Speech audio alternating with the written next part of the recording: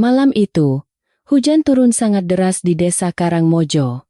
Suara gemuruh guntur bersahut-sahutan dengan suara air yang menghantam atap seng rumah tua milik Ibu Siti. Di dalam kamar yang hanya diterangi lampu minyak temaram, Ibu Siti tidur dengan gelisah. Keringat dingin membasahi keningnya yang keriput, seolah-olah dia sedang berlari jauh dalam tidurnya. Dalam mimpinya, Siti berada di sebuah lorong gelap yang panjang. Lantainya becek dan berbau amis, seperti bau darah bercampur karat besi. Dia mendengar suara samar-samar, suara yang sangat dia kenal. "Ibu, ibu, sakit, bu." Suara itu lirih, seperti bisikan angin. Tapi Siti tahu persis siapa pemilik suara itu. Itu suara Budi, anak lanang satu-satunya, permata hatinya yang sedang merantau di Jakarta. "Budi, Budi, kamu di mana, nak?" teriak Siti dalam mimpi itu. Dia berlari ke arah suara, tapi kakinya terasa sangat berat, seolah tertanam di dalam lumpur. Semakin dia mencoba mendekat, suara Budi semakin menjauh dan berubah menjadi jeritan pilu. Tiba-tiba, di depannya muncul tangan Budi yang terulur dari kegelapan. Tangan itu kurus, kotor, dan penuh luka. Di pergelangan tangan itu, melingkar sebuah gelang emas tipis dengan ukiran nama Siti. Gelang yang Siti berikan sebagai bekal sebelum Budi berangkat ke kota 3 tahun lalu. Siti berusaha meraih tangan itu. Jari-jari mereka hampir bersentuhan. Namun, tepat saat Siti menyentuh ujung jari anaknya, gelang emas itu putus. Brak! Gelang itu jatuh ke lantai dan pecah berkeping-keping menjadi darah. Tangan Budi ditarik paksa ke dalam kegelapan oleh sesuatu yang besar dan mengerikan. "Budi!" Siti terbangun dengan teriakan yang tertahan di tenggorokan. Napasnya tersengal-sengal, jantungnya berdegup kencang seakan mau meledak. Dia duduk di tepi ranjang bambunya yang berderit, memegangi dadanya yang terasa nyeri. Lampu minyak di sudut kamar berkedip-kedip tertiup angin yang masuk dari celah dinding kayu. Di luar, hujan masih belum berhenti. Siti menyeka air matanya yang tanpa sadar sudah mengalir membasahi pipi. Firasat seorang ibu tidak pernah salah. Sudah 3 bulan Budi tidak mengirim kabar. Biasanya, setiap bulan Budi selalu mengirim surat wesel atau setidaknya menelepon lewat ponsel tetangga. Tapi kali ini, sunyi. Hening yang menakutkan. Keesokan paginya, langit desa masih mendung, sekelabu hati Siti. Dia tidak pergi ke sawah seperti biasanya. Dia duduk di beranda rumah, memandangi jalan tanah becek di depan rumahnya, berharap tukang pos akan lewat membawa kabar. Tetangga sebelah, Bu Yati, lewat sambil membawa bakul sayuran. Dia berhenti sejenak melihat wajah Siti yang pucat dan mata yang bengkak. "Bu Siti, kenapa melamun pagi-pagi? Sakit?" tanya Bu Yati dengan logat Jawa yang kental. Siti menggeleng lemah, mencoba tersenyum tapi gagal. "Tidak, Bu Yati. Saya hanya kepikiran Budi. Semalam saya mimpi buruk sekali. Gelang yang saya kasih ke dia putus." Bu Yati menghela napas prihatin. "Namanya juga orang tua, Bu. Pasti kangen sama anak. Mungkin Budi lagi sibuk kerja. Katanya kerja di Jakarta itu keras. Tidak kenal waktu. Doakan saja yang baik-baik." "Sudah 3 bulan, Bu. 3 bulan dia tidak ada kabar. Budi tidak pernah seperti ini. Sesibuk apapun. Dia pasti kasih kabar kalau dia sehat." Suara Siti bergetar. Hati Siti tidak bisa tenang hanya dengan doa. Rasa gelisah itu seperti api yang membakar batinnya. Siangnya, Siti membongkar lemari pakaian tuanya. Di bawah tumpukan kain batik yang sudah lusuh, dia mengambil sebuah kotak kaleng bekas biskuit. Itu adalah tempat dia menyimpan surat-surat tanah dan sedikit uang simpanan. Uangnya hanya tinggal beberapa lembar ribuan yang lecek. Tidak cukup untuk ongkos ke Jakarta. Siti menatap surat tanah di tangannya. Ini adalah satu-satunya harta peninggalan almarhum suaminya. Tanah pekarangan kecil di belakang rumah. Suaminya pernah berpesan, "Tanah ini jangan dijual kalau tidak kepepet mati, Bu. Ini buat masa depan Budi nanti kalau dia mau bangun rumah." Siti memejamkan mata, membayangkan wajah Budi. Maafkan Ibu, Pak. Tapi nyawa Budi lebih penting dari tanah ini. Ibu harus memastikan dia selamat. Dengan langkah mantap meski hatinya hancur, Siti berjalan menuju rumah Pak Lurah. Rumah Pak Lurah adalah yang paling bagus di desa itu. Lantainya keramik putih dan punya mobil di garasi. Pak Lurah menyambutnya dengan senyum yang dipaksakan. Dia tahu Siti sedang butuh uang. Orang kaya di desa selalu tahu kapan orang miskin sedang terjepit. Ada apa Bu Siti? Tumben mampir. Tanya Pak Lurah sambil menghisap rokok kreteknya. Pak Lurah, saya mau jual tanah pekarangan belakang, kata Siti lirih, matanya menunduk menatap lantai. Mata Pak Lurah berbinar licik, tapi dia menyembunyikannya dengan pura-pura batuk. Waduh Bu, tanah lagi susah laku sekarang. Ekonomi lagi sulit. Memangnya Ibu butuh uang berapa? Saya butuh cepat, Pak. Saya mau ke Jakarta nyusul Budi. Berapa saja Bapak tawar? Asal cukup buat sangu saya di sana beberapa minggu, jawab Siti polos. Pak Lurah menyebutkan angka yang sangat rendah. Bahkan tidak sampai setengah dari harga pasaran. Siti tahu dia sedang dibodohi. Dia tahu harganya tidak adil. Tapi dia tidak punya waktu untuk tawar-menawar atau mencari pembeli lain. Bayangan mimpi semalam tangan Budi yang ditarik ke dalam kegelapan terus menghantuinya. Baik, Pak. Saya terima. Yang penting uangnya cair hari ini, kata Siti dengan suara serak. Dia membubuhkan cap jempol di atas kertas bermaterai. Air matanya jatuh menetes di atas kertas itu. Menjadi saksi bisu hilangnya harta terakhir demi kasih sayang seorang ibu. Sore harinya, dengan uang hasil penjualan tanah yang diselipkan di balik baju dalam kebaya dan sebuah tas jinjing berisi baju ganti serta bekal nasi jagung, Siti berdiri di pinggir jalan raya menunggu bus antar kota. Bus ekonomi jurusan Jakarta datang dengan asap knalpot hitam mengepul. Bus itu penuh sesak. Orang-orang berdesakan seperti ikan sarden. Siti harus berdiri di lorong bus selama berjam-jam sebelum akhirnya mendapat kursi sempit di deretan paling belakang, dekat toilet yang baunya menyengat. Perjalanan itu adalah siksaan. Bus melaju ugal-ugalan di jalan pantura yang berlubang. Siti terombang-ambing ke kanan dan ke kiri. Kepalanya pusing, perutnya mual, tapi dia tidak berani tidur. Dia memeluk tasnya erat-erat, takut dicopet. Di sekelilingnya, wajah-wajah lelah para perantau tampak keras dan tidak ramah. Ada anak kecil yang menangis sepanjang jalan. Ada bapak-bapak yang merokok tanpa henti. Siti menatap keluar jendela kaca yang buram oleh debu. Sawah-sawah berganti menjadi pabrik-pabrik, lalu berganti menjadi gedung-gedung tinggi yang menjulang menusuk langit. Jakarta, kota impian jutaan orang, sekaligus kuburan bagi jutaan harapan. Setelah hampir 18 jam perjalanan, bus akhirnya masuk ke terminal Pulau Gadung.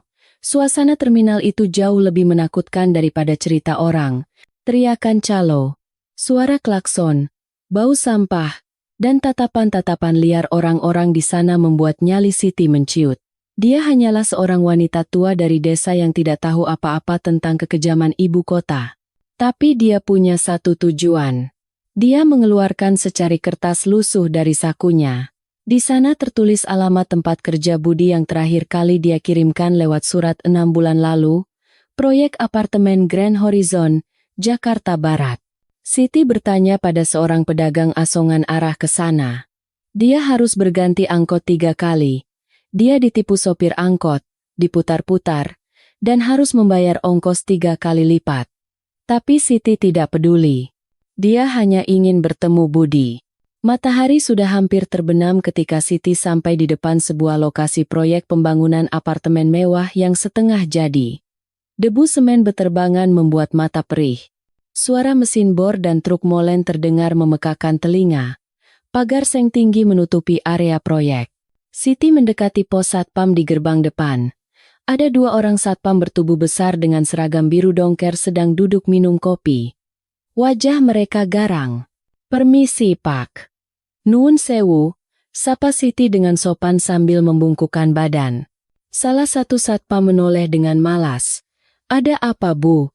Dilarang jualan di sini, bentaknya. Saya bukan mau jualan, Pak. Saya ibunya Budi. Budi Santoso. Dia kerja di sini jadi tukang bangunan. Saya mau ketemu dia, kata Siti dengan penuh harap. Kedua satpam itu saling berpandangan. Ada perubahan ekspresi di wajah mereka. Bukan ramah, tapi kaget dan waspada. Satpam yang satu menyenggol lengan temannya. Budi? Budi Santoso yang dari Jawa Tengah itu? Tanya satpam itu memastikan. Nadanya tiba-tiba merendah. Iya Pak. Benar. Dia anak saya. Dia ada Pak. Tolong panggilkan. Saya ibunya datang jauh-jauh dari kampung. Mata Siti berbinar. Dia sudah membayangkan akan memeluk anaknya sebentar lagi. Satpam itu terdiam lama. Dia tampak serba salah. Dia melirik ke arah kantor pengelola proyek di bagian dalam, lalu kembali menatap Siti dengan tatapan kasihan bercampur gugup. Bu, ibu lebih baik duduk dulu, kata satpam itu, menunjuk bangku kayu panjang di luar pos. Kenapa Pak? Budi mana? Dia masih kerja? Saya bisa tunggu sampai dia selesai lembur. Siti mulai merasa tidak enak. Jantungnya kembali berdegup kencang seperti saat mimpi buruk itu. Satpam itu menghela napas panjang. Dia melepas topinya dan menggaruk kepalanya yang tidak gatal. Bu, maafkan saya. Tapi Budi sudah tidak kerja di sini lagi. Diberhentikan? Dipecat? Tanya Siti cepat. Kalau begitu dia tinggal di mana sekarang? Bapak tahu kos-kosannya? Bukan dipecat, Bu. Potong satpam itu. Suaranya pelan sekali, nyaris tertelan suara bising proyek. 3 hari yang lalu, ada kecelakaan kerja di lantai 15. Tali pengaman putus. Ada pekerja yang jatuh. Dunia Siti seakan berhenti berputar. Suara bising proyek tiba-tiba lenyap, digantikan oleh denging panjang di telinganya. Jatuh? Bibir Siti bergetar hebat. Siapa? Siapa yang jatuh? Satpam itu tidak berani menatap mata Siti. Dia menunduk melihat ujung sepatunya. Yang jatuh itu Budi, Bu. Anak ibu. Kami sudah bawa ke rumah sakit tapi nyawanya tidak tertolong saat perjalanan. Jenazahnya. Siti tidak mendengar kelanjutan kalimat itu. Kakinya lemas seperti tidak bertulang. Tas jinjingnya jatuh ke tanah. Nasi bekalnya tumpah berhantakan. Siti merosot jatuh ke tanah yang berdebu. Tidak mungkin, bisik Siti. Air matanya belum keluar, saking terkejutnya jiwa tuanya. Budi kuat, Pak. Budi anak baik. Dia janji mau pulang lebaran nanti. Tidak mungkin dia mati. Bapak bohong kan? Satpam itu berjongkok, mencoba memegang bahu Siti. Sabar, Bu. Ini musibah. Jenazahnya sudah diurus sama pihak mandor. Katanya sudah dimakamkan kemarin di pemakaman umum dekat sini karena tidak ada keluarga yang bisa dihubungi. Dimakamkan. Jeritan Siti meledak, membelah hiruk-pikuk Jakarta sore itu. Anakku mati dan kalian kubur seperti kucing? Tanpa ibu? Tanpa doa? Siti meraung, memukuli dadanya sendiri. Rasa sakit itu begitu nyata. Lebih sakit daripada kulit yang disayat sembilu. Mimpi itu benar. Tangan Budi yang terulur, gelang yang putus. Itu adalah tanda perpisahan. Antar saya. Siti mencengkeram seragam satpam itu dengan tenaga yang entah datang dari mana. Matanya merah menyala penuh amarah dan kesedihan. Antar saya ke kuburannya sekarang. Saya mau lihat anak saya. Saya tidak percaya kalau saya belum lihat sendiri. Satpam itu tampak ketakutan melihat histeria Siti. Iya Bu. Iya nanti diantar. Tapi ibu harus tenang dulu. Mandor besar sedang ada di kantor. Nanti beliau yang jelaskan. Tepat saat itu, sebuah mobil mewah berwarna hitam mengkilat keluar dari gerbang proyek. Kaca jendelanya gelap, tapi perlahan turun sedikit saat melewati pos satpam. Di kursi belakang, duduk seorang pria parubaya berwajah dingin, mengenakan jas mahal dan kacamata hitam. Pria itu menatap sekilas ke arah Siti yang sedang menangis di tanah. Tatapannya bukan simpati, melainkan tatapan jijik seolah melihat sampah. "Ada apa ribut-ribut?" tanya pria itu dengan suara berat kepada Satpam. "Ini ibunya korban kecelakaan kemarin, Tuan Handoko." "Ibunya Budi," jawab Satpam dengan hormat dan takut. Pria bernama Tuan Handoko itu terdiam sejenak. Dia menatap Siti dari balik kacamata hitamnya. Lalu, dia mengangkat tangannya untuk membetulkan letak kacamata. Saat tangan itu terangkat, sinar matahari sore yang kemerahan memantul pada sebuah benda di pergelangan tangannya. Mata Siti yang basah oleh air mata tiba-tiba terbelalak. Waktu seakan melambat, dia melihatnya. Di pergelangan tangan pria kaya raya itu, di antara jam tangan mewah dan lengan jas yang mahal, melingkar sebuah gelang emas tipis. Gelang emas sederhana dengan ukiran kasar. Gelang yang sama persis dengan yang Siti berikan pada Budi. Gelang yang Siti lihat dalam mimpinya. Mobil itu tidak berhenti lama. Kaca jendela kembali naik, menutup rapat. Mobil melaju pergi meninggalkan debu. Siti terdiam. Tangisnya berhenti mendadak. Rasa sedihnya berganti menjadi sesuatu yang lain. Sesuatu yang dingin dan tajam. Budi, anaknya, adalah kuli bangunan miskin. Tuan itu adalah orang kaya raya. Bagaimana mungkin gelang emas peninggalan nenek moyang Siti yang diberikan pada Budi, sekarang bisa ada di tangan tuan besar itu? Satpam bilang Budi jatuh dari lantai 15. Kalau jatuh dari ketinggian itu, tubuh pasti hancur. Barang-barang pasti rusak atau hilang. Tapi gelang itu terlihat utuh dan bersih di tangan orang itu. Siti menyeka air matanya dengan kasar menggunakan ujung kebayanya. Dia berdiri perlahan, meski lututnya masih gemetar. Tatapannya kini menatap ke arah mobil hitam yang menghilang di tikungan. "Anakku belum mati," batin Siti. Firasatnya berteriak lebih kencang dari sebelumnya. Atau kalaupun dia mati, dia tidak mati karena jatuh. Ada yang tidak beres. Orang itu, tuan itu, dia mengambil sesuatu dari anakku. Siti menoleh ke Satpam yang masih memandangnya dengan bingung. Wajah Siti tidak lagi histeris. Wajahnya kini keras, sekeras batu karang di pantai selatan. "Pak," kata Siti datar. "Antar saya ke kuburannya. Saya mau lihat.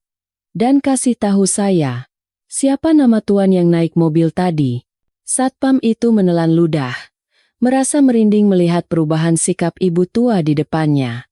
Itu Tuan Handoko, pemilik perusahaan pengembang proyek ini." Siti mengangguk pelan.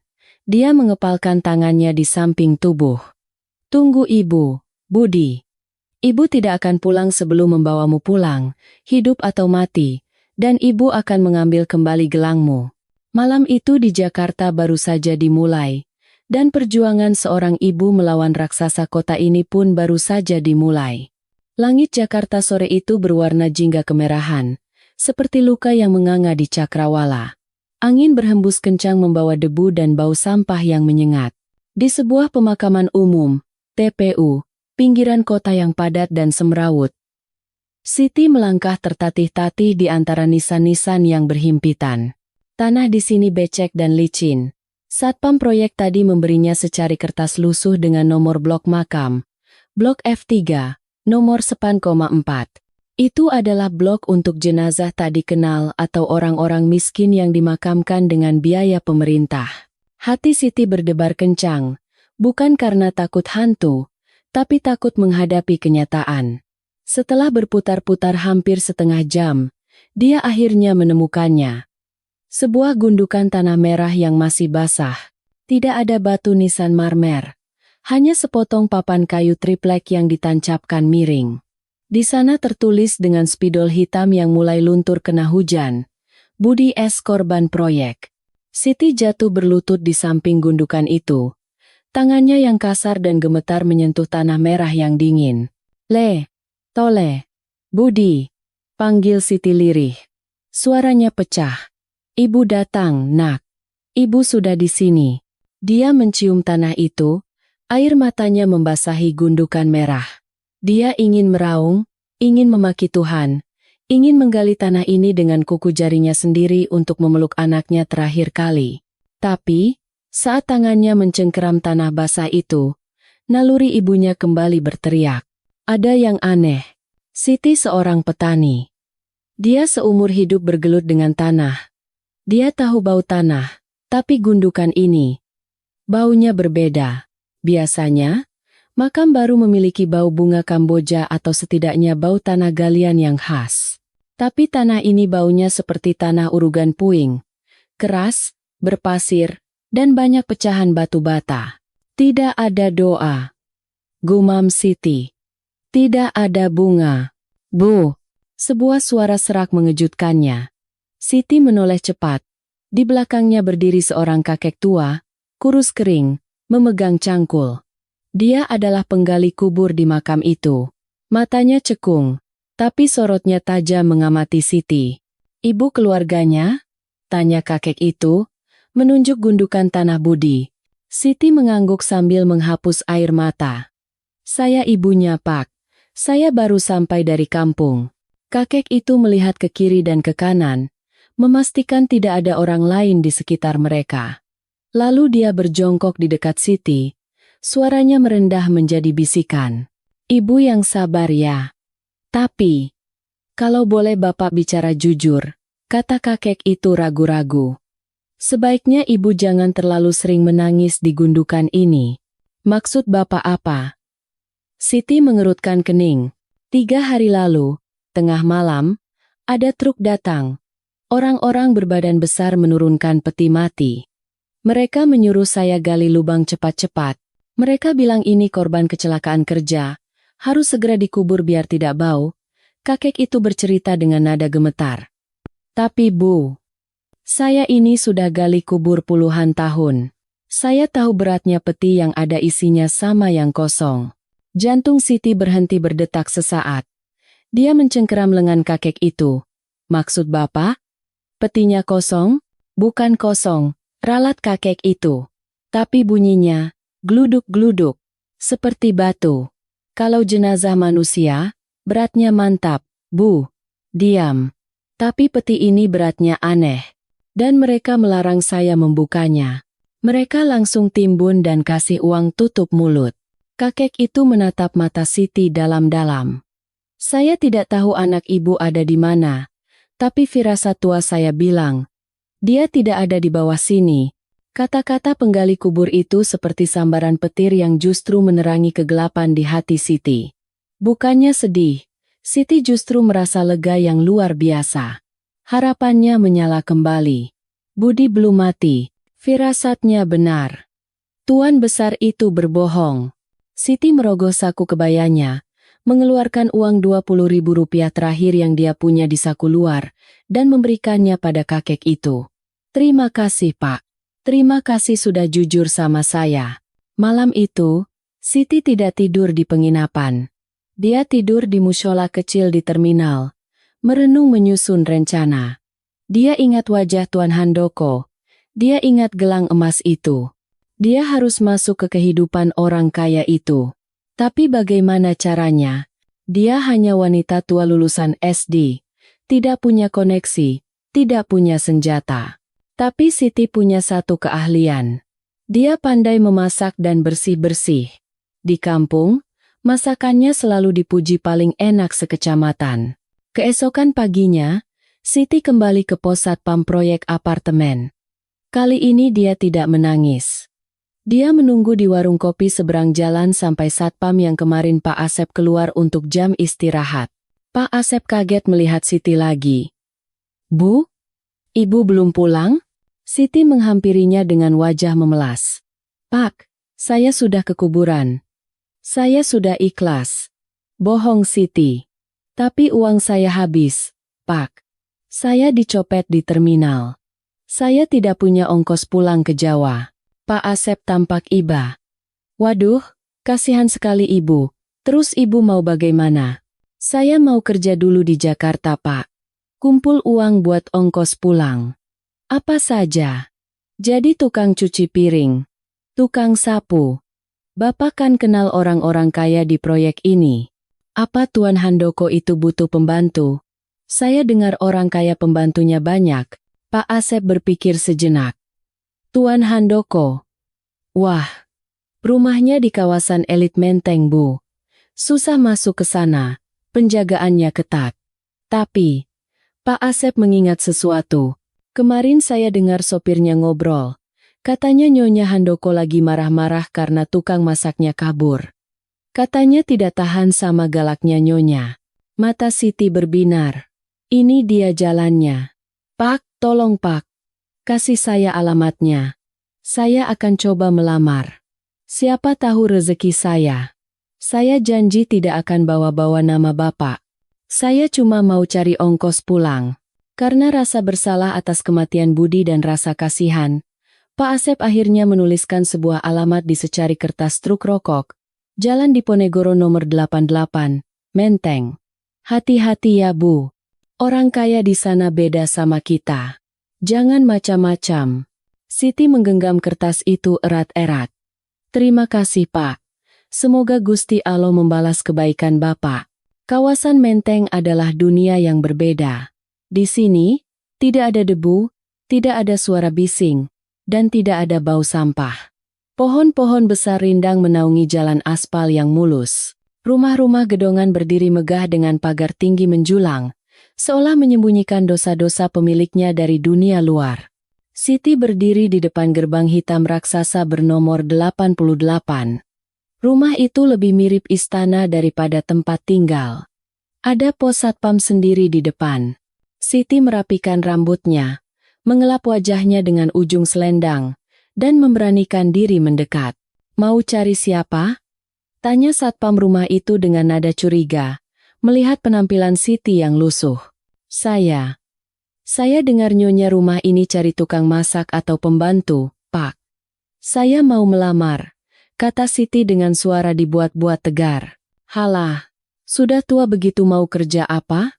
Di sini carinya yang muda, yang gesit. Pergi sana. Usir satpam itu. Tolong Pak, dicoba dulu. Masakan saya enak. Saya biasa masak buat hajatan di kampung. Saya juga kuat bersih-bersih. Siti memohon, tapi kakinya tetap kokoh berdiri menahan gerbang agar tidak ditutup. Tiba-tiba, sebuah mobil mewah mobil yang sama yang Siti lihat di proyek berhenti di depan gerbang. Kaca jendela belakang terbuka. Seorang wanita parubaya dengan riasan tebal dan perhiasan berkilauan duduk di dalamnya. Itu Nyonya Handoko. Ada apa ini ribut-ribut? Bikin pusing saja. Bentak Nyonya Handoko. Ini Nyonya. Ada ibu-ibu tua maksa mau melamar kerja. Sudah saya usir tapi bandel. Lapor satpam. Nyonya Handoko menatap Siti dari ujung kaki sampai ujung kepala dengan tatapan menilai. Biasanya dia akan langsung mengusir. Tapi hari ini dia sedang pusing. Pesta ulang tahun suaminya tinggal 2 hari lagi dan koki utamanya baru saja berhenti mendadak. Catering langganannya penuh. Kamu bisa masak apa? Tanya Nyonya Handoko ketus. Masakan Jawa. Nyonya. Gudeg. Rawon. Soto. Rendang juga bisa. Pepes ikan. Ayam goreng lengkuas. Apa saja Nyonya minta, saya buatkan. Kalau tidak enak, tidak usah bayar saya. Usir saja saya hari itu juga, jawab Siti dengan nada penuh keyakinan. Dia mempertaruhkan segalanya di sini. Nyonya Handoko mendengus. Orang kampung biasanya bumbunya berani.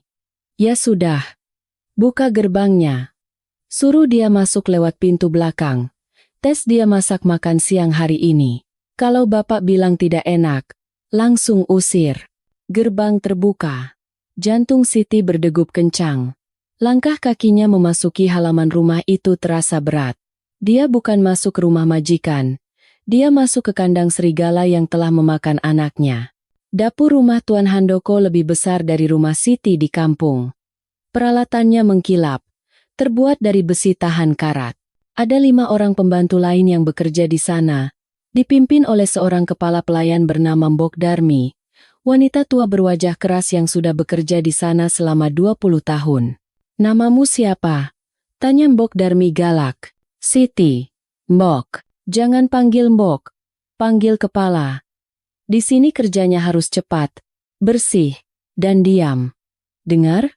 Tuan Handoko paling benci suara gaduh. Kalau ada piring pecah, gajimu dipotong sebulan. Kalau kamu ketahuan mencuri, langsung lapor polisi. Mengerti? Mengerti. Kepala. Jawab Siti patuh. Siang itu adalah ujian pertama Siti. Dia memasak rawon setan, resep andalannya. Dia memasak dengan penuh dendam dan cinta. Dia membayangkan sedang memasak untuk Budi. Aroma rempah-rempah kluwek dan daging sapi segera memenuhi dapur, membuat para pembantu lain menelan ludah. Ketika hidangan disajikan ke meja makan utama, Siti mengintip dari celah pintu dapur. Tuan Handoko duduk di ujung meja. Wajahnya tampak lelah dan masam. Nyonya Handoko duduk di sebelahnya, sibuk dengan ponselnya. Tuan Handoko menyendok kuah rawon itu, mencicipinya sedikit. Hening. Siti menahan napas. Tuan Handoko menyendok lagi, kali ini dengan potongan daging besar. Dia makan dengan lahap. Wajah masamnya perlahan berubah rileks. Siapa yang masak ini? Tanya Tuan Handoko. Suaranya berat menggema. Pembantu baru, Pak. Orang kampung, jawab Nyonya Handoko tanpa melihat. Enak? Lumayan. Rasanya otentik. Seperti masakan ibuku dulu, gumam Handoko. Suruh dia kerja tetap. Tapi pastikan dia bersih. Aku tidak suka bau orang kampung di rumahku. Siti menghembuskan napas lega. Tahap 1 berhasil. Dia sudah berada di dalam. Hari-hari berikutnya, Siti bekerja seperti kuda. Dia bangun paling pagi jam 4 subuh dan tidur paling malam. Dia mengerjakan semuanya. Memasak, mencuci piring, mengepel lantai marmer yang luas itu. Sambil bekerja, mata dan telinganya selalu waspada. Dia mengamati denah rumah itu. Ada 3 lantai. Lantai 1 ruang tamu dan dapur. Lantai 2 kamar tidur utama dan kamar anak. Lantai 3. Siti tidak tahu. Tangga menuju lantai 3 selalu dikunci dengan pintu besi. Jangan pernah naik ke lantai 3. Peringatan Bok Darmi di hari pertama terngiang-ngiang. Itu gudang barang antik Tuan. Hanya Tuan dan Pak Satpam kepercayaan yang boleh naik. Kuncinya cuma dipegang Tuan. Semakin dilarang, semakin Siti curiga. Suatu malam, seminggu setelah Siti bekerja, Tuan Handoko pulang larut malam. Dia tampak mabuk. Siti sedang mengepel koridor dekat ruang tengah ketika Handoko masuk dipapah oleh sopirnya. Saat Handoko melepaskan jasnya dan melemparnya ke sofa, lengan kemejanya tersingkap. Siti yang sedang berlutut memeras kain pel, melihatnya lagi dengan jarak hanya 2 meter. Gelang emas itu masih melingkar di pergelangan tangan kiri Handoko. Berkilau tertimpa lampu kristal ruang tamu. Siti harus menahan diri sekuat tenaga untuk tidak loncat dan merebutnya. Darahnya mendidih. Air. Ambilkan air. Racau Handoko. Siti buru-buru berlari ke dapur, mengambil segelas air dingin. Saat dia kembali dan menyodorkan gelas itu, Handoko menatapnya dengan mata merah. Terima kasih, Mok. Gumam Handoko. Mengira Siti adalah pembantu lama, dia minum dengan rakus. Saat Handoko minum, Siti memberanikan diri bertanya dengan suara pelan, pura-pura polos. Tuan, gelangnya bagus sekali. Unik. Beli di mana Tuan? Handoko berhenti minum. Dia menatap gelangnya, lalu tersenyum miring, senyum yang mengerikan. Dia mengelus gelang itu seperti mengelus hewan peliharaan. Ini bukan beli. Handoko tertawa kecil. Bau alkohol menguar dari mulutnya. Ini trofi. Hadiah dari orang yang keras kepala. Mengingatkan aku bahwa tidak ada yang tidak bisa aku miliki di dunia ini. Handoko kemudian berdiri terhuyung-huyung. Sudah, sana pergi. Aku mau istirahat. Siti mundur ke dapur dengan tangan gemetar memegang nampan. Trofi, hadiah. Anaknya dijadikan barang taruhan? Malam itu, Siti tidak bisa tidur. Dia berbaring di kamar pembantu yang sempit di belakang. Pukul 2 dini hari, suasana rumah sunyi senyap. Tiba-tiba, Siti mendengar suara. Suara itu sangat pelan, tapi karena kamar pembantu letaknya di pojok belakang dekat tangga servis, dia bisa mendengarnya. Duk, duk, duk. Suara seperti benda tumpul dipukulkan ke lantai atau dinding.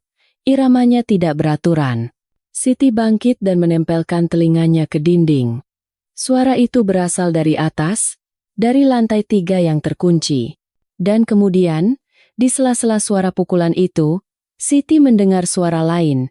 Suara yang membuat seluruh bulu kuduknya berdiri tegak. Bukan suara teriakan, bukan suara tangisan, tapi suara batuk. Uhuk, uhuk, uhuk, hhkk. Batuk kering yang panjang dan sesak. Siti menutup mulutnya dengan kedua tangan. Air matanya mengalir deras dalam kegelapan. Dia kenal batuk itu. Sejak kecil Budi punya asma. Kalau udara dingin atau dia terlalu lelah, Budi akan batuk seperti itu. Batuk yang khas, yang selalu membuat Siti terjaga semalaman untuk menggosokkan minyak kayu putih di dada anaknya. Itu suara Budi. Anaknya ada di atas sana. Hidup, terkurung di dalam gudang barang antik Tuan Handoko. Siti menatap langit-langit kamar yang gelap. Rasa takutnya hilang seketika, digantikan oleh tekad baja seorang ibu. Dia tidak butuh polisi. Dia tidak butuh hukum. Dia akan naik ke sana. Dia akan menghancurkan pintu besi itu, meski harus menggunakan gigi dan kukunya sendiri. Tapi dia tidak bisa gegabah. Pintu itu dikunci. Penjaga banyak. Dia butuh rencana. Dan dia butuh kunci itu. Kunci yang selalu tergantung di pinggang Tuan Handoko. 2 hari kemudian, rumah gedongan nomor 88 itu berubah menjadi medan perang. Tapi bukan perang dengan senjata, melainkan perang dengan bunga, kain sutra, dan makanan mewah. Hari ulang tahun Tuan Handoko ke-50 tiba. Ini bukan sekadar ulang tahun, ini adalah pameran kekuasaan. Sejak subuh, Siti tidak berhenti bergerak. Tangannya sudah keriput karena terlalu lama terendam air cucian piring, dan kakinya bengkak karena berlari ke sana kemari menuruti perintah Mbok Darmi yang semakin galak. Siti, jangan melamun. Potong bawangnya yang tipis. Nyonya mau acar yang sempurna, teriak Mbok Darmi. Siti mengiris bawang merah dengan mata perih. Air matanya menetes, bercampur dengan air bawang. Di dalam hatinya, dia terus berdoa. Gusti Allah, beri hamba kekuatan. Hamba harus ambil kunci itu malam ini. Kunci itu. Kunci pintu besi lantai 3. Selama 2 hari ini, Siti mengamati Tuan Handoko seperti elang mengincar mangsa. Dia tahu kebiasaan Tuan Handoko. Kunci itu selalu tergantung di ikat pinggang kulit buayanya. Handoko tidak pernah melepasnya, bahkan saat tidur siang di sofa. Tapi ada satu celah. Saat mandi atau ganti baju, Handoko akan meletakkan rangkaian kuncinya di atas meja rias di kamar pribadinya di lantai 2. Pesta akan dimulai pukul 7 malam. Tamu-tamu undangan adalah orang-orang penting, pejabat, pengusaha, bahkan beberapa perwira polisi. Ini adalah kesempatan terbaik karena penjagaan akan terpecah antara gerbang depan dan melayani tamu. Pukul 18.30, lampu-lampu kristal dinyalakan. Rumah itu berkilauan seperti istana dalam dongeng. Mobil-mobil mewah mulai berdatangan, memadati jalanan menteng. Wanita-wanita dengan gaun malam berkilauan dan pria-pria berjas rapi tertawa-tawa palsu di halaman depan yang sudah disulap menjadi area pesta taman.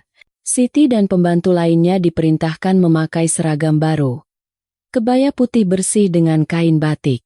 Mereka bertugas membawa nampan minuman dan makanan kecil berkeliling di antara para tamu.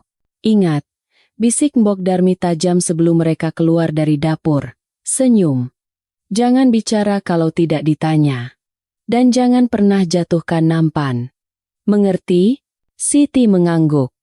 Dia membawa nampan berisi gelas-gelas kristal berisi sirup merah marun yang mahal. Dia berjalan menembus kerumunan tamu. Bau parfum mahal menusuk hidungnya, membuatnya mual.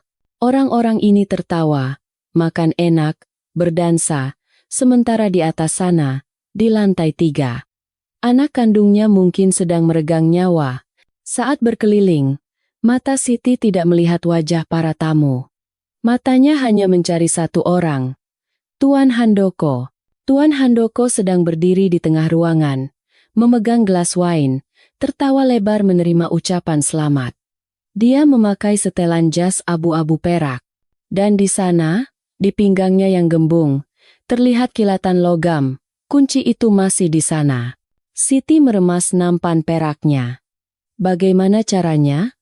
Bagaimana aku bisa mengambilnya kalau menempel di badannya? Waktu berjalan lambat. Pukul 21.00, suasana pesta makin liar. Musik orkestra yang elegan berganti menjadi musik dangdut koplo sesuai permintaan tamu yang mulai mabuk. Tuan Handoko terlihat sudah menenggak terlalu banyak gelas. Wajahnya merah padam, langkahnya mulai sempoyongan. Tiba-tiba, seorang pelayan pria si Ujang yang gugup tidak sengaja menyenggol lengan Handoko saat menuangkan saus. Saus kacang sate tumpah mengotori jas mahal Handoko. Bodoh! Bentak Handoko. Musik berhenti seketika. Semua mata tertuju ke tengah ruangan. Handoko menampar Ujang keras sekali. Plak! Ujang tersungkur. Maaf Tuan. Maaf. Ujang memohon. Baju ini harganya lebih mahal dari nyawamu. Tahu? Teriak Handoko.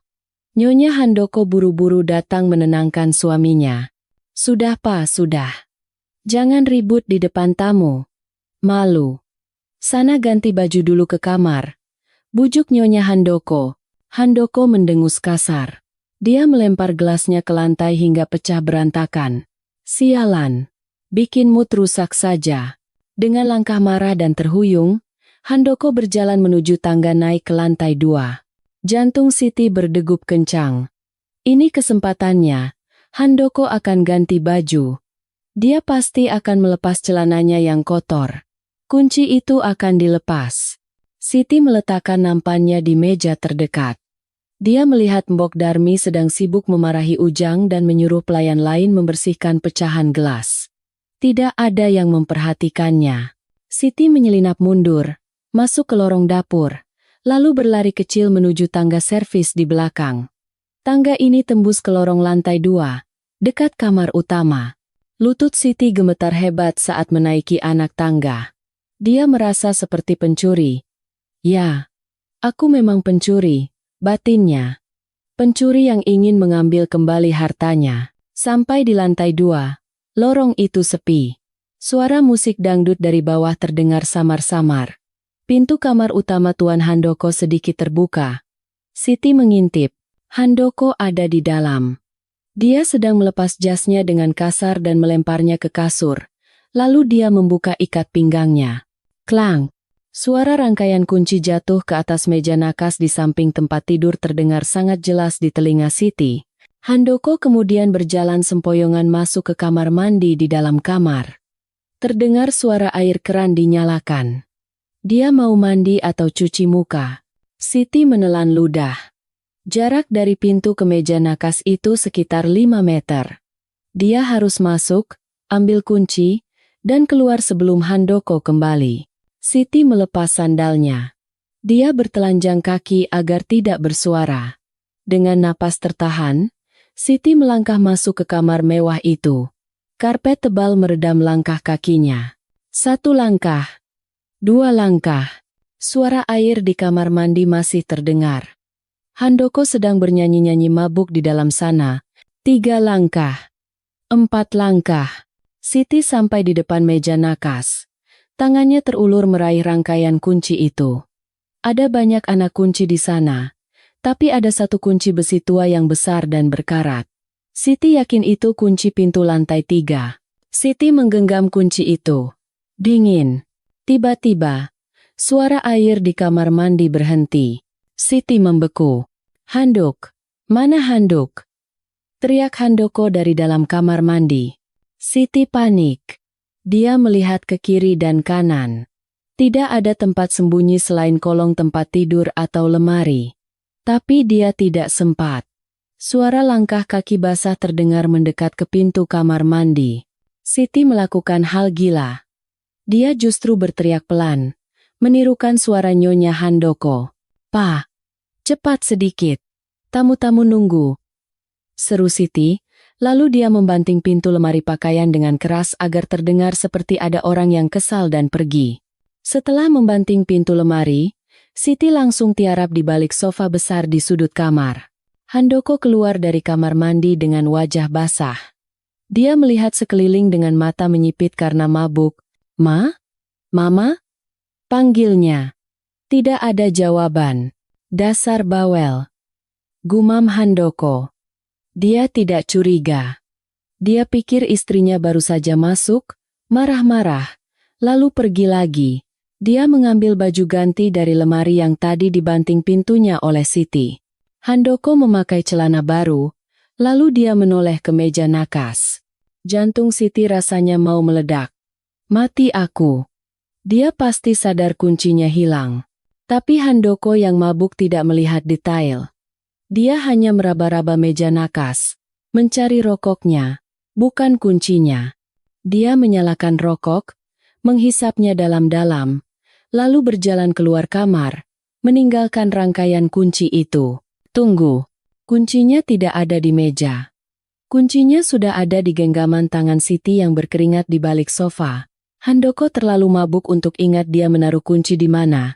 Atau mungkin dia pikir kuncinya masih di celana kotornya.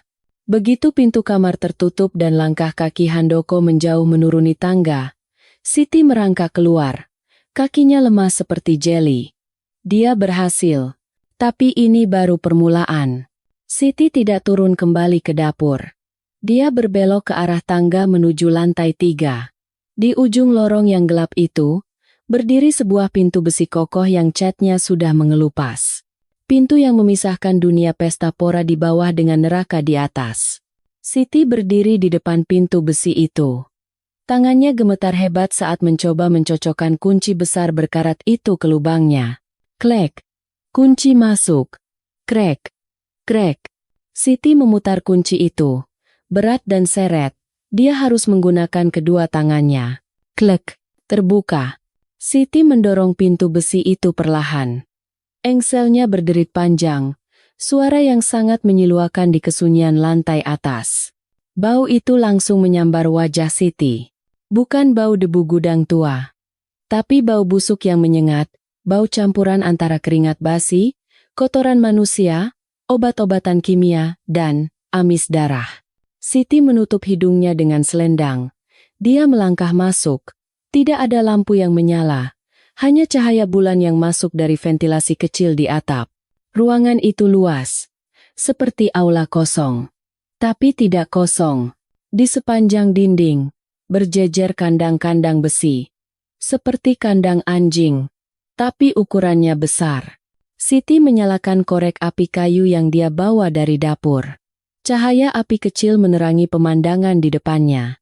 Siti menutup mulutnya menahan jeritan. Di dalam kandang-kandang itu, ada manusia. Laki-laki, perempuan, kebanyakan masih muda. Mereka kurus kering, mata cekung, pakaian compang-camping. Mereka duduk meringkuk, menatap Siti dengan tatapan kosong tanpa harapan. Ada yang sedang tidur. Ada yang sedang menggigil demam. "Tolong!" bisik salah satu dari mereka, seorang gadis muda yang wajahnya pucat pasi. Siti berjalan terhuyung-huyung melewati kandang-kandang itu. Matanya mencari-cari dengan panik. Budi. Budi. Di ujung ruangan, ada sebuah ruangan kaca kecil yang tertutup. Di dalamnya terlihat peralatan medis, ranjang operasi, tabung oksigen, dan lemari obat. Tempat ini bukan sekadar penjara.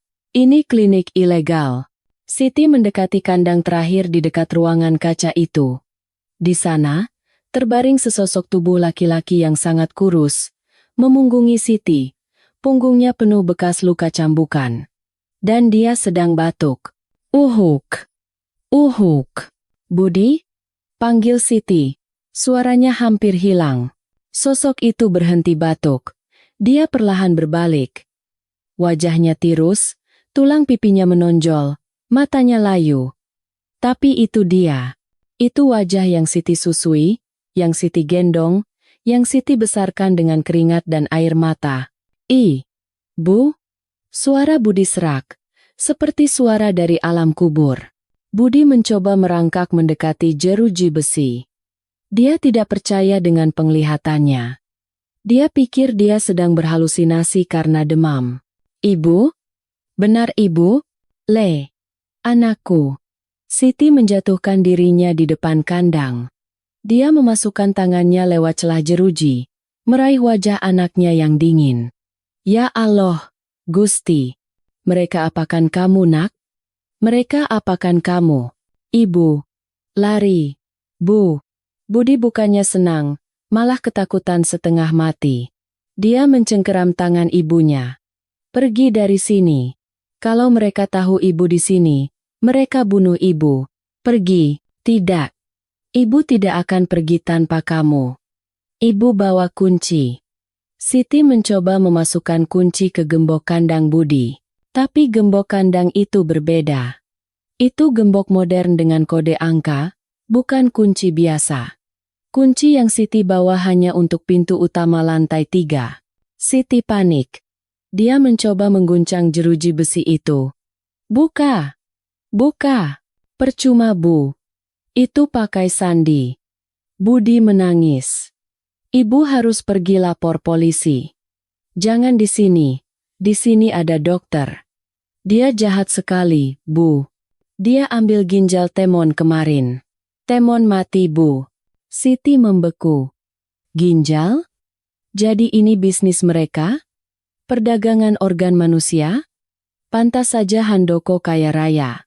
Pantas saja dia bilang gelang itu trofi. Dia memburu manusia seperti binatang. Tiba-tiba, terdengar suara langkah kaki berat menaiki tangga besi. Bukan langkah kaki Handoko yang sempoyongan. Tapi langkah kaki tegap sepatu laras panjang. Dan suara gonggongan anjing. Ada yang buka pintu atas. Teriak suara satpam dari bawah tangga. Cek cepat. Bawa herdernya. Wajah Budi pucat pasi. Ibu. Mereka datang. Sembunyi, Bu. Masuk ke lemari obat itu. Cepat. Siti melihat ke arah pintu masuk. Cahaya senter mulai menari-nari di dinding. Dia tidak sempat lari keluar. Dia terjebak. Siti mencium kening Budi cepat dari balik jeruji. Ibu janji akan keluarkan kamu. Bertahanlah. Siti berlari ke arah ruangan kaca, menyelinap masuk dan bersembunyi di bawah meja operasi yang tertutup kain hijau berdarah. Detik berikutnya, 2 orang satpam berbadan besar masuk membawa anjing herder yang menyalak garang. Mereka menyorotkan senter ke seluruh ruangan. Siapa yang buka pintu ini? Bentak satpam itu. Kuncinya masih nyantol. Anjing itu mengendus-endus udara. Dia menarik tuannya ke arah kandang Budi. Anjing itu menggonggong gila-gilaan ke arah Budi. Heh, kamu lihat siapa yang masuk? Tanya satpam itu sambil memukul jeruji kandang Budi dengan tongkat pentungan. Budi diam. Dia menatap anjing itu dengan berani. Dia tidak melihat ke arah ruangan kaca tempat ibunya bersembunyi. Jawab bangsat. Satpam itu menyetrum kandang besi itu dengan alat kejut listrik. Zet-zet. AARGH. Budi berteriak kesakitan, tubuhnya kejang-kejang. Di bawah meja operasi, Siti membekap mulutnya sendiri sekuat tenaga. Air mata membanjiri wajahnya. Dia melihat kaki anaknya kejang dari celah kain. Dia ingin keluar. Dia ingin menerjang satpam itu. Tapi dia ingat kata-kata Budi. Lapor polisi. Kalau dia keluar sekarang, mereka berdua mati. Kalau dia mati, siapa yang akan menolong Budi? Sudah, bos. Mungkin tuan lupa kunci tadi pas mabuk. Atau ada tikus. Kata satpam satunya. Anjingnya gonggong karena bau darah si Budi ini amis banget. Lukanya infeksi. Kunci lagi pintunya. Bawa kuncinya ke pos. Besok kita lapor tuan. Kedua satpam itu keluar. Mengunci kembali pintu besi besar itu dari luar. Suara pintu terkunci bergema seperti vonis mati. Siti kini terkurung di dalam neraka lantai 3 bersama anaknya dan puluhan korban lainnya, tanpa jalan keluar, tanpa kunci. Dan besok pagi, dokter itu akan datang untuk memanen lagi. Siti merangkak keluar dari bawah meja. Dia dan Budi saling bertatapan dalam kegelapan. "Ibu!" bisik Budi lemah. "Ibu terjebak." Siti menghapus air matanya. Wajahnya berubah. Ketakutan itu hilang. Yang tersisa hanya naluri bertahan hidup. Dia melihat sekeliling ruangan kaca itu. Ada pisau bedah, ada gunting operasi, ada botol-botol alkohol. Siti mengambil sebuah pisau bedah yang tajam berkilau. "Tidak, Nak," kata Siti dingin. "Ibu bukan terjebak bersama mereka. Mereka yang terjebak bersama ibu." Suara langkah kaki satpam dan gonggongan anjing herder itu sudah lama menghilang. Tapi ketakutan masih menggantung tebal di udara seperti kabut beracun. Di dalam ruangan gelap lantai 3 itu, hanya terdengar suara rintihan tertahan dan isak tangis putus asa. Siti masih menggenggam pisau bedah itu erat-erat. Tangannya gemetar, tapi matanya menyala dalam kegelapan. Dia menatap Budi yang terbaring lemah di lantai kandang yang dingin. "Bu, percuma," bisik seorang pemuda dari kandang sebelah. Namanya Yanto, kakinya pincang dan bernanah. "Kita semua bakal mati. Besok dokter itu datang, kita dipotong-potong. Sudah, pasrah saja sama Gusti Allah." Ucapan Yanto seperti virus. Korban-korban lain mulai bergumam mengiyakan. Semangat hidup mereka sudah dipatahkan sejak lama. Mereka bukan lagi manusia. Mereka hanyalah ternak yang menunggu giliran jagal. Siti menoleh tajam. Dia tidak membiarkan keputusasaan itu menang. "Diam!" bentak Siti. Suaranya tidak keras, tapi tegas dan menusuk, seperti suara guru yang memarahi muridnya. Siti berdiri. Dia menyalakan lagi korek apinya, membiarkan cahaya kecil itu menerangi wajah tuanya yang keras. "Kalian ini laki-laki muda. Badan masih kuat. Masa kalah sama emak-emak tua kayak saya?" Siti menatap mereka satu persatu. "Pasrah sama Gusti Allah itu kalau kita sudah usaha sampai titik darah penghabisan. Kalau diam saja nunggu disembelih, itu namanya bunuh diri. Itu dosa." Kata-kata Siti menampar kesadaran mereka. Hening sejenak. "Tapi kita dikurung, Bu." Gemboknya Sandi. Jawab Budi lemah. Siti tersenyum tipis. Dia berjalan ke lemari obat di ruangan kaca. Dia mengambil sesuatu. Bukan kunci, tapi sebuah jepit rambut besi panjang yang dia cabut dari sanggulnya, dan sebuah botol cairan kimia. "Kalian lupa," kata Siti sambil berjalan kembali ke kandang Budi. "Saya ini orang kampung. Dulu bapak saya tukang kunci. Saya memang tidak tahu sandi digital. Tapi gembok tetaplah gembok. Mekanismenya sama." Siti berlutut di depan gembok digital kandang Budi. Dia tidak mencoba menekan tombol angka. Dia meneteskan cairan asam keras, HCl, yang dia temukan di lemari pembersih medis ke celah gembok itu. Seses. Asap putih tipis mengepul. Logam itu mendesis. Bau menyengat memenuhi udara. "Ini air keras buat bersihkan lantai kamar mandi," gumam Siti. "Logam sekeras apapun kalau kena ini pasti lunak."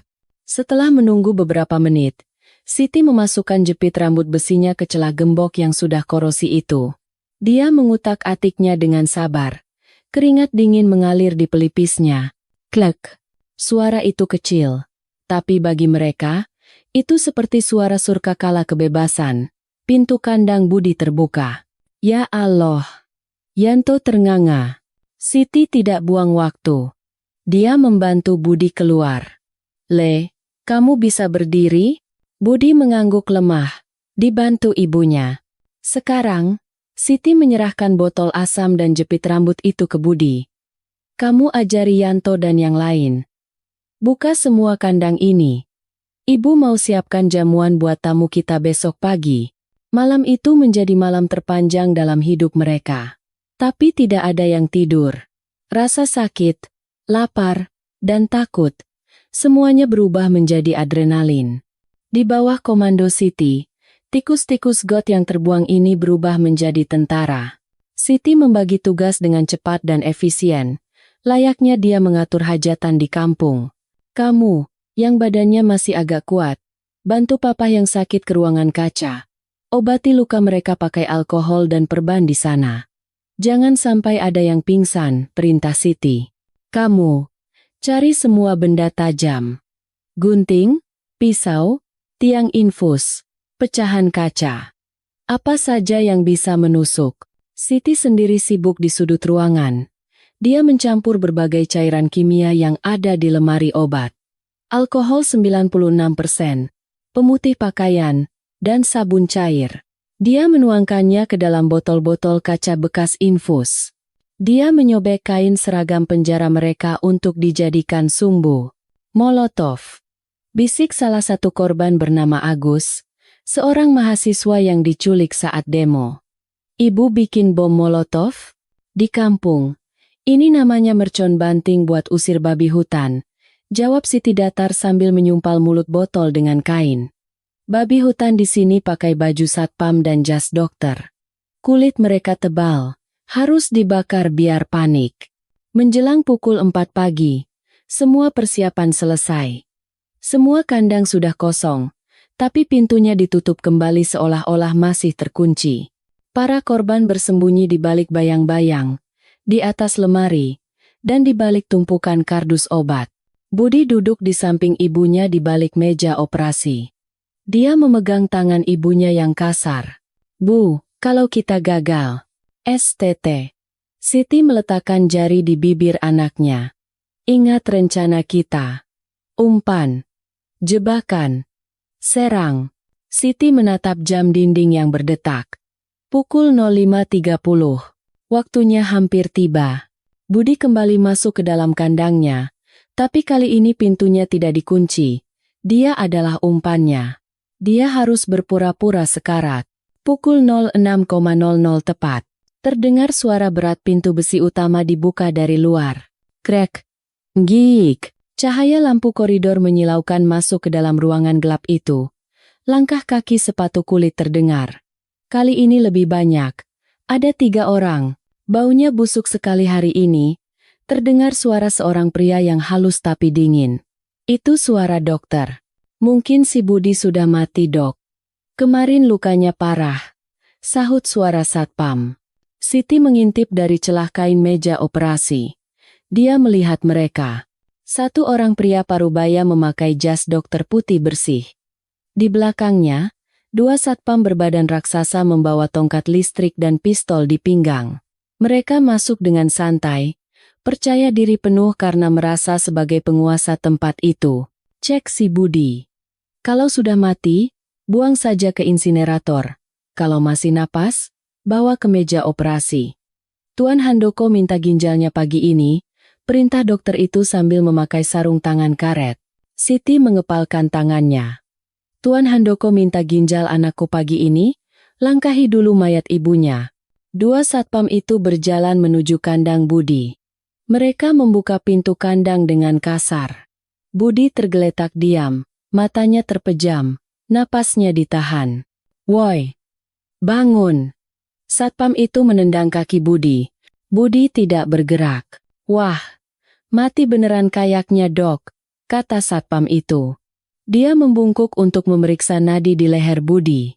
Itulah saatnya. Saat wajah satpam itu mendekat, mata Budi terbuka lebar.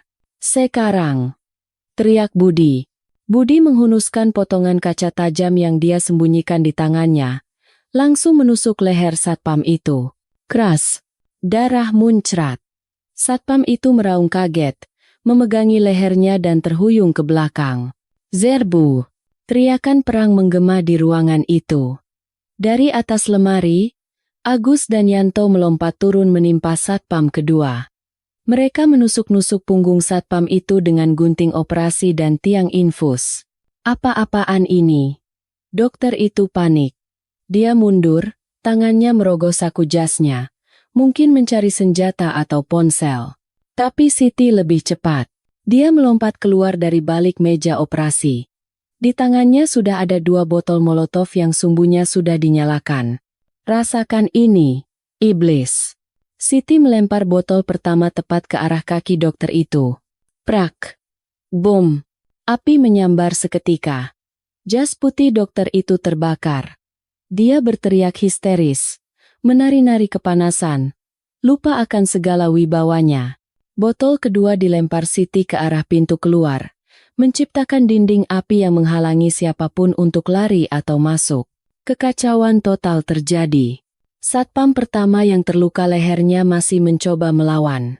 Dia mencabut pistolnya dan menembak membabi buta. Dor. Dor. Peluru mengenai bahu Yanto. Yanto jatuh. Tapi itu justru membuat yang lain makin marah.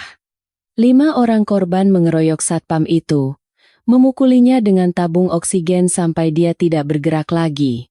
Satpam kedua yang tertindih berhasil melempar Agus. Dia sangat kuat. Dia bangkit dan mengayunkan tongkat listriknya, menyambar siapa saja yang mendekat. "Ibu, awas!" teriak Budi. Satpam itu menerjang ke arah Siti yang sedang memegang pisau bedah. Siti terlalu tua untuk menghindar. Tapi naluri seorang ibu lebih cepat dari logika. Siti tidak mundur. Dia justru melempar segenggam bubuk cabai yang dia ambil dari sisa makan malam di dapur kemarin dan simpan di saku, tepat ke mata satpam itu. Aarg! Mataku! Satpam itu buta sesaat. Memanfaatkan momen itu, Budi menerjang dari samping, menghantam kepala satpam itu dengan tabung pemadam api yang berat. Bag! Satpam raksasa itu ambruk seperti pohon tumbang. Hening sejenak. Hanya terdengar suara napas terengah-engah dan erangan kesakitan dokter yang sedang berguling-guling memadamkan api di bajunya. Mereka menang. Setidaknya untuk saat ini. Siti berlari menghampiri Yanto yang tertembak. "Tahan, nak, tahan." Dia merobek kain bajunya untuk menekan luka tembak itu. "Kita harus keluar." Suara tembakan tadi pasti terdengar sampai bawah, teriak Agus. Benar saja.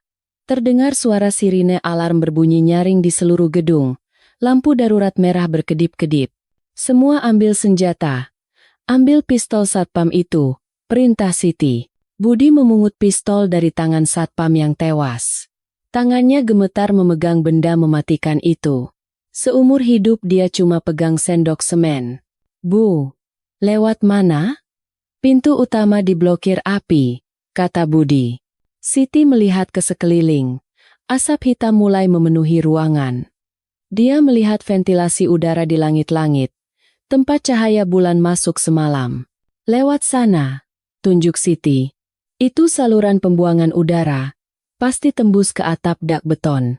Tapi tinggi, Bu. Tumpuk kandang-kandang besi itu." Cepat. Mereka bekerja bahu-membahu dengan sisa tenaga terakhir. Menumpuk kandang-kandang besi menjadi tangga darurat. Satu persatu mereka memanjat naik. Siti yang terakhir. Sebelum naik, dia menatap dokter yang kini terbaring hangus dan merintih minta tolong. "Tolong. Jangan tinggalkan saya." Rintih dokter itu. Siti menatapnya dingin. Dia mengambil kunci pintu utama dari saku celana dokter yang hangus. "Kamu dokter kan? Obati dirimu sendiri," kata Siti. Siti memanjat naik. Tepat saat kakinya masuk ke lubang ventilasi, pintu besi utama di bawah sana didobrak dari luar. Belasan satpam bersenjata laras panjang menyerbu masuk. Itu mereka. Di ventilasi. Tembak. Dor. Dor. Dor. Peluru berdesing menghantam dinding ventilasi besi. "Naik. Terus naik. Jangan lihat ke bawah." Teriak Siti mendorong Budi dan yang lain. Mereka merangkak di dalam lorong seng yang sempit, panas, dan gelap. Suara peluru yang menghantam logam di bawah mereka terdengar seperti hujan batu. Akhirnya, mereka melihat cahaya matahari. Mereka mendobrak kisi-kisi ventilasi dan berguling keluar. Mereka berada di atap dak beton, rooftop rumah mewah itu. Angin pagi Jakarta menerpa wajah mereka. Di bawah sana, di halaman rumah, pesta ulang tahun sudah bubar. digantikan oleh kepanikan. Mobil-mobil polisi mulai berdatangan, tapi itu bukan polisi biasa. Itu mobil-mobil hitam tanpa penanda. Polisi bayaran Handoko. Kita terjebak di atap, Bu, kata Budi putus asa, melihat ke bawah. Rumah itu dikepung. Siti berdiri di pinggir atap, angin menerbangkan rambut putihnya yang acak-acakan. Dia melihat ke seberang. Rumah sebelah sedang direnovasi. Ada scaffolding stager bambu, yang jaraknya sekitar 2 meter dari atap tempat mereka berdiri. Kita harus lompat, kata Siti. Gila. Itu jauh, Bu, teriak Agus. Kalau jatuh, kita mati. Siti menatap mata mereka satu persatu. Mata seorang ibu yang tidak kenal takut. Di belakang kita ada iblis yang bawa senjata. Di depan kita ada kemungkinan hidup. Pilih mana? Tanya Siti. Terdengar suara pintu akses atap didobrak dari dalam. Para satpam sudah sampai di atas. Lompat, teriak Siti. Satu persatu mereka berlari dan melompat. Budi melompat dan berhasil meraih bambu steger. Agus melompat. Nyaris jatuh tapi ditarik oleh Budi. Kini giliran Siti. Dia sudah tua, kakinya sakit. Tapi dia melihat Budi mengulurkan tangannya dari seberang. Tangan yang sama seperti di mimpinya. Tapi kali ini, tangan itu nyata. Tangan itu kuat. Ibu tidak akan melepasmu lagi, nak. Siti berlari sekuat tenaga. Dia memejamkan mata dan melompat membelah udara Jakarta. Saat tubuhnya melayang di udara, waktu seakan berhenti. Di bawah sana, Tuan Handoko baru saja keluar ke halaman, mendongak ke atas dengan wajah murka, memegang pistol emasnya. Siti mendarat keras di lantai bambu steger. Brak. Bambu itu berderit ngeri, tapi menahan beban tubuhnya. Budi langsung menangkap tubuh ibunya. Dapat. Ibu dapat. Tangis Budi pecah. Mereka berpelukan sejenak di atas ketinggian, di antara hidup dan mati. Tapi peluru mulai berdatangan lagi. Turun. Lewat tangga proyek sebelah. Cepat. Mereka menuruni steger bambu itu dengan cepat. Menyelinap masuk ke jalanan belakang menteng yang sempit dan berliku. Mereka berlari seperti dikejar setan, berbaur dengan tukang sayur dan warga yang baru mulai aktivitas pagi. Mereka selamat. Mereka bebas. Tapi Siti tahu ini belum berakhir. Saat mereka berhenti di sebuah gang sempit untuk mengatur napas, Siti melihat Budi. Wajahnya pucat, darah merembes dari luka-lukanya. Kita harus ke rumah sakit. Bu, kata Yanto. Jangan rumah sakit besar. Cegah Siti. Handoko punya banyak mata. Kita cari klinik kecil di kampung. Dan setelah itu, Siti merogoh saku kebayanya. Dia mengeluarkan sesuatu yang dia ambil dari saku jas dokter tadi, bersamaan dengan kunci. Sebuah buku catatan kecil berwarna hitam. Setelah itu, kita buat perhitungan, kata Siti. Matanya menyala lebih terang dari matahari pagi Jakarta. Pukul 10.00 pagi. Matahari Jakarta bersinar terik tanpa ampun. Di sebuah warung Tegal, warteg, kecil yang tersembunyi di gang sempit kawasan Manggarai, Siti dan rombongan pelariannya bersembunyi. Mereka tampak mengenaskan. Pakaian mereka sobek-sobek, penuh noda darah kering dan jelaga hitam sisa kebakaran. Yanto, pemuda yang kakinya tertembak, terbaring di bangku panjang kayu, wajahnya pucat pasi menahan sakit. Pemilik warteg, seorang ibu tua yang baik hati bernama Bu Ijah, memberikan mereka teh manis hangat dan nasi sisa tanpa banyak bertanya. Orang kecil selalu tahu cara melindungi sesamanya. Di pojok warung, sebuah televisi tabung tua menyala dengan suara berisik. Berita setelah breaking news sedang tayang. Kebakaran hebat melanda kediaman pengusaha ternama Handoko Wibowo di kawasan Menteng pagi ini. Diduga kebakaran disebabkan oleh serangan sekelompok preman yang menyusup masuk. Siti menoleh tajam ke arah televisi. Di layar, Tuan Handoko muncul. Dia berdiri di depan gerbang rumahnya yang hangus, dikelilingi wartawan. Wajahnya tampak sedih, dibuat-buat. Dia memakai kemeja putih bersih, seolah tidak terjadi apa-apa semalam. Saya sangat terpukul, kata Handoko di depan kamera. Suaranya bergetar palsu. Rumah saya diserang oleh sindikat kriminal. Mereka membakar klinik amal pribadi saya di lantai 3. Mereka menculik pasien-pasien jiwa yang sedang saya rawat secara gratis di sana. Saya minta polisi segera menangkap para teroris ini. Mereka berbahaya. Bajingan. Desis Budi. Tangannya mengepal hingga buku-bukunya memutih. Dia bilang kita pasien jiwa. Dia bilang klinik itu amal. Agus, si mahasiswa, menendang kaki meja dengan frustrasi. Dia memutarbalikkan fakta. Dia punya uang, dia punya media. Kita tidak akan pernah menang. Polisi pasti sekarang sedang memburu kita dengan tuduhan teroris. Siti menatap layar televisi itu lekat-lekat. Di bagian bawah layar, tertulis teks berjalan. Saksikan wawancara eksklusif live dengan Bapak Handoko di Studio TV Nasional, pukul 12.00 siang ini. Mata Siti menyipit. Pukul 12.00. 2 jam lagi. Dia mau tampil di TV, gumam Siti. Bu, kita harus lari keluar kota, kata Yanto lemah. Kita cari truk, numpang sampai Jawa. Siti menggeleng pelan. Dia mengeluarkan buku catatan hitam kecil yang dia curi dari saku jas dokter tadi. Dia meletakkannya di meja warteg yang lengket. Kalau kita lari, kita akan jadi buronan seumur hidup. Kita akan mati satu persatu di jalanan seperti anjing kurap, kata Siti. Suaranya tenang tapi mengandung kekuatan yang membuat semua orang di warung itu terdiam, termasuk Bu Ijah. Terus kita harus apa, Bu? Tanya Budi. Siti menunjuk ke arah televisi. Kita ke sana. Ke studio TV nasional. Ibu gila? Agus melotot. Itu di pusat kota. Banyak polisi. Kita tidak akan bisa masuk. Justru karena itu di pusat kota. Justru karena itu ditonton jutaan orang, Siti berdiri. Dia merapikan kebayanya yang lusuh. Handoko pikir dia bisa bohong karena tidak ada yang berani bantah dia. Dia lupa. Kebohongan itu seperti bangkai. Semakin ditutupi, baunya semakin busuk. Siti menatap Agus.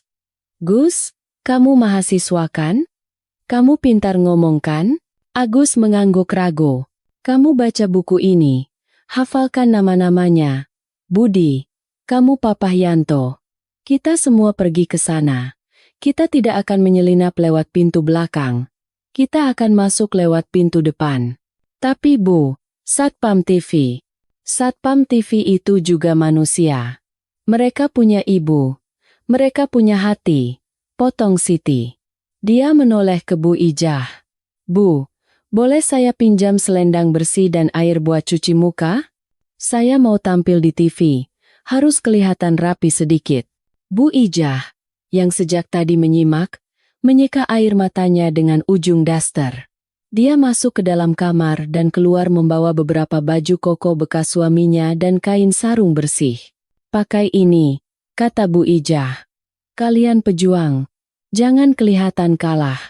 Gusti alam boten sare, Tuhan tidak tidur. Pukul 11.45. Gedung stasiun TV nasional menjulang tinggi di kawasan Senayan.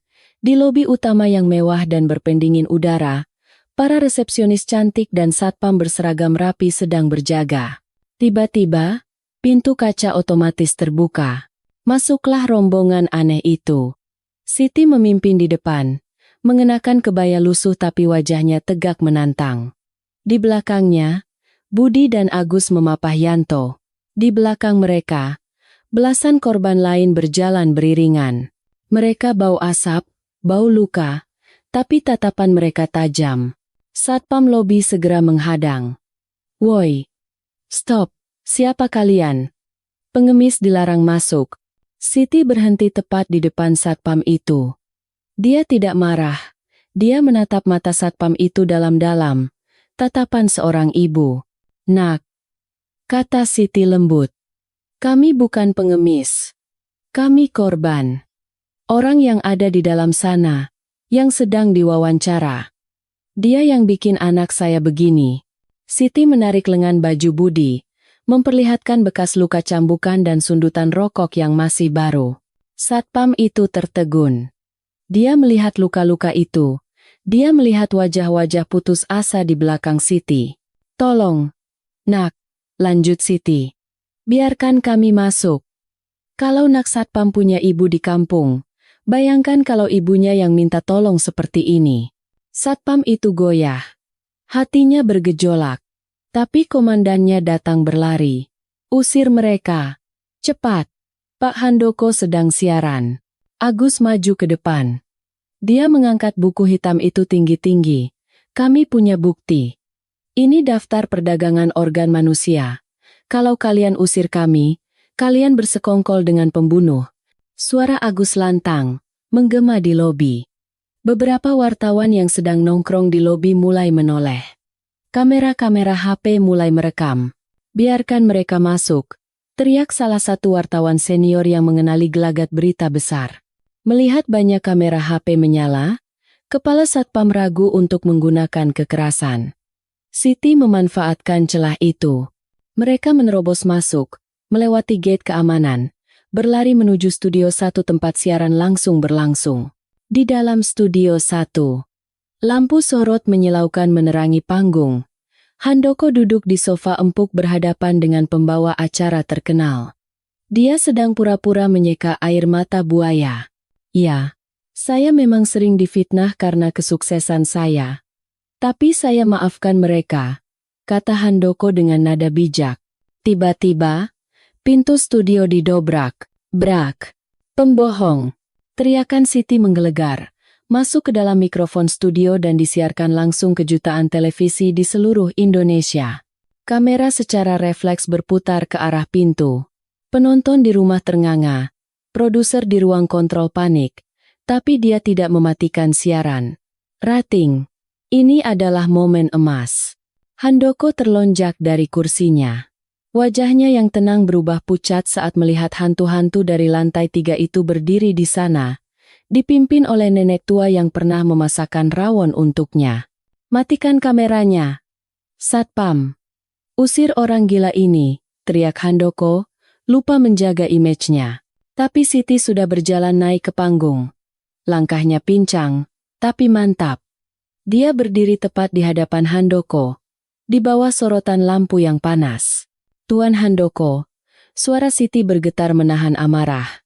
"Tuan bilang Tuan orang baik? Tuan bilang kami teroris?" Siti berbalik menghadap kamera. Dia menatap lensa itu seolah menatap mata seluruh rakyat Indonesia. "Nama saya Siti. Saya ibu dari Budi." Siti menarik Budi ke sampingnya. "3 hari lalu, orang ini bilang anak saya mati jatuh dari bangunan. Orang ini kuburkan peti kosong buat bohongi saya." "Bohong. Dia orang gila," potong Handoko panik. "Matikan siarannya." "Diam!" bentak Siti. Auranya begitu kuat hingga Handoko mundur selangkah. Siti mengangkat buku hitam itu. "Ini buku catatan doktermu yang mati terbakar, Tuan. Di sini ada nama anak saya. Golongan darah O. Ginjal kiri. Harga 500 juta. Dijual ke pasien Singapura tanggal 25 Mei. Penonton di studio menahan napas. Pembawa acara menutup mulutnya kaget. Agus maju, membacakan isi buku itu dengan lantang. Halaman 12. Yanto, mata kanan, terjual. Halaman 15. Sari, hati, terjual. Ada 50 nama di sini. 50 anak orang miskin yang Tuan culik dan potong-potong. Handoko berkeringat dingin. Dia melihat sekeliling. Tidak ada jalan keluar. Wajah aslinya sudah telanjang di depan publik. Itu palsu. Rekayasa. Handoko mencoba membela diri, tapi suaranya cempreng ketakutan. Siti mendekat lagi. Dia merogoh saku kebayanya. Dia mengeluarkan sesuatu yang berkilau. Gelang emas tipis. Saat melompat dari atap tadi, Siti sempat menyambar tangan Handoko yang memegang pistol. Dalam pergulatan singkat itu, gelang itu terlepas dan jatuh. Siti memungutnya. "Tuan ingat ini?" tanya Siti, mengangkat gelang itu. Wajah Handoko menjadi abu. Ini gelang anak saya. Gelang yang saya pakaikan sebelum dia merantau. Tuan ambil gelang ini dari tangan anak saya saat Tuan culik dia. Tuan pakai ini sebagai piala. Tuan bangga pakai darah anak miskin di tangan Tuan. Siti melempar gelang itu ke wajah Handoko. Ambil. Ambil hartamu. Tapi kembalikan anak-anak kami. Handoko mundur. Tersandung kabel kamera. Dan jatuh terjengkang di lantai panggung. Pemandangan itu sangat menyedihkan sekaligus memuaskan. Sang raksasa tumbang oleh kerikil kecil. Tiba-tiba, pintu studio terbuka lagi. Kali ini bukan satpam. Polisi bersenjata lengkap masuk, dipimpin oleh seorang perwira tinggi. Di belakang mereka, massa rakyat yang menonton TV dan berada di sekitar Senayan mulai berdatangan, memaksa masuk lobi, berteriak menuntut keadilan. Bapak Handoko Wibowo, kata perwira polisi itu tegas. Anda kami tangkap atas dugaan perdagangan manusia, pembunuhan berencana, dan kepemilikan senjata ilegal. Polisi memborgol tangan Handoko yang gemetar. Handoko tidak melawan. Tatapannya kosong. Dia tahu, uang sebanyak apapun tidak bisa menyelamatkannya kali ini. Seluruh Indonesia sudah melihat wajah aslinya. Saat Handoko digelandang keluar, dia melewati Siti. Dia menatap ibu tua itu dengan tatapan tidak percaya. Bagaimana mungkin seorang pembantu tua bisa menghancurkan kerajaan bisnisnya dalam satu malam? Siti tidak membalas tatapannya. Dia sudah tidak peduli pada Handoko. Siti berbalik ke arah Budi. Dia memungut gelang emas yang tergeletak di lantai panggung. Gelang itu sedikit penyok, tapi masih utuh. Siti meraih tangan Budi. Tangan yang kurus dan penuh luka. Dengan lembut, Siti memakaikan kembali gelang itu ke pergelangan tangan anaknya. Ini punya kamu, Le, bisik Siti. Air matanya menetes. Kali ini air mata bahagia. Jangan hilang lagi ya. Budi memeluk ibunya erat-erat. Agus, Yanto, dan korban lainnya ikut berpelukan. Di studio itu, di bawah sorotan lampu kamera yang masih menyala, tepuk tangan mulai terdengar. Awalnya pelan, lalu semakin gemuruh. Penonton studio, kru TV, bahkan pembawa acara berdiri dan bertepuk tangan sambil menangis. Mereka menyaksikan keajaiban. Keajaiban doa seorang ibu. Epilog 3 bulan kemudian. Desa Karangmojo kembali tenang. Hujan gerimis turun membasahi tanah yang subur. Di beranda rumah tua yang dinding kayunya mulai lapuk, Siti sedang duduk menyisir rambut. Di sampingnya, Budi sedang duduk minum kopi sambil membaca koran. Budi sudah agak gemukan. Meski bekas luka di tubuhnya tidak akan pernah hilang. Di koran itu, headline halaman depan tertulis besar, "Vonis mati untuk mafia organ. Handoko dan jaringannya hancur total." Siti tersenyum tipis melihat foto Handoko yang memakai rompi oranye tahanan. Dia mengambil koran itu, melipatnya rapi, lalu meletakkannya di bawah tumpukan kayu bakar di dapur. "Bu," panggil Budi. "Ya." "Le?" Tanah pekarangan belakang. "Pak Lurah datang tadi pagi. Dia balikin surat tanahnya. Katanya dia hilaf. Dia takut kualat sama ibu," kata Budi sambil tersenyum geli. Siti tertawa kecil. Orang kalau sudah takut sama Tuhan memang begitu. "Ya sudah, terima saja. Itu hak kita." Siti berdiri, berjalan ke halaman depan. Dia melihat padi yang mulai menguning di sawah seberang. Angin sore berhembus sejuk. Dia ingat malam itu di Jakarta. Malam yang penuh darah dan api. Dia tidak pernah menyangka dia punya keberanian sebesar itu. Tapi kemudian dia sadar, itu bukan keberanian. Itu hanyalah naluri. Sama seperti induk ayam yang menyerang elang demi anak-anaknya.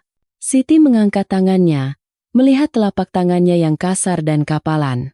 Tangan yang biasa memegang cangkul, tangan yang pernah memegang pisau bedah, tangan yang pernah menampar wajah kesombongan kota besar. "Gusti Allah," bisik Siti pada angin. "Matur nuwun terima kasih." Di kejauhan, suara adzan maghrib berkumandang dari surau desa. Siti membetulkan letak selendangnya dan masuk ke dalam rumah. Pintu kayu tua itu tertutup perlahan, menyisakan kehangatan dan kedamaian di dalamnya. Sebuah rumah di mana seorang ibu dan anak bisa makan malam bersama adalah istana yang sesungguhnya. Dan tidak ada emas permata di dunia ini yang bisa menggantikan harga nyawa seorang anak.